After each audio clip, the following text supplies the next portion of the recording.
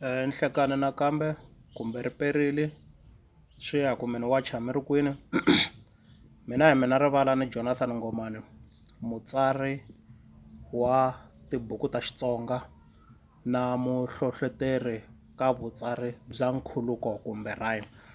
Namuntlha ni chuze ku ni vulavula hi vuphato bya lyric lebyi byi katsaka na rhyme a xikarhi. Namuntlha ni rhandza ku vulavula, last week ni vulavule hi beef na origin ya beef.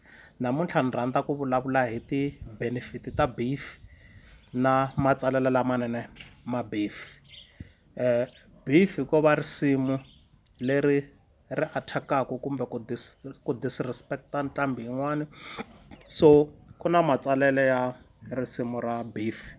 Loko i tsala instrumental i fane u tikisa ku swi tikomba ku track leyiwani yi na gimmick ya serious leyi nga ta endla ku varhandzi na vaseketeli va vunanga bya beef va ri tsakela.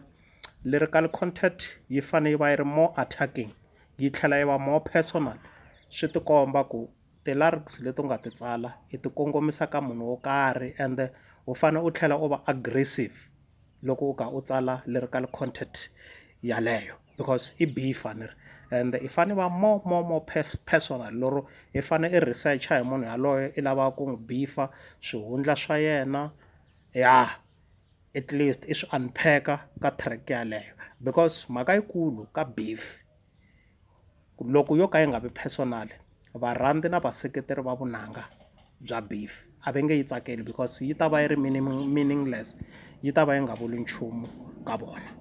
Okay, a hi vulavuleni hi ti-benefit ta beef. A hi nge u tsarile beef yi ve successful, u benefit-a yini hikuva u beef-a nqambi kuloni.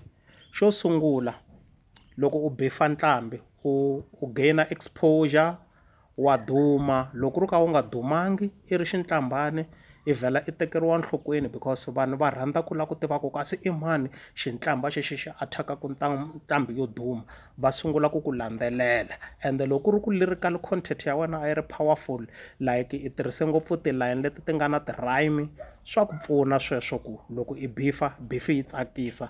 Ni te exposure, xa vumbirhi publicity, obvious loko i beef-a swi tsakisa i ta va i ri ka public domain like i ta va i kha i phula stunt, everybody i ta vulavula hi wena. Xo hetelela beef yi pfuna ka ti-record sales, wa xavisa loko u beef-e kahle. Loko u beef-a swi tlakusa vito ra wena, vanhu va rhandza music wa wena, va xava va lava ku twa ku xi hisa xexi xi ngo beef-a so i munhu wa njhani handle ka track ya beef ti-track letin'wana ti nga va ti sound kahle na. Okay, a ku ri mina Jonathan wa Madlayisani aka Mr Little Big Taller. A hi hlanganeni siku rin'wana kumbe nkarhi wun'wana loko hi tlhantlha tlhelo rin'wana ra beef kumbe ra vutlhokovetseri. Inkomu.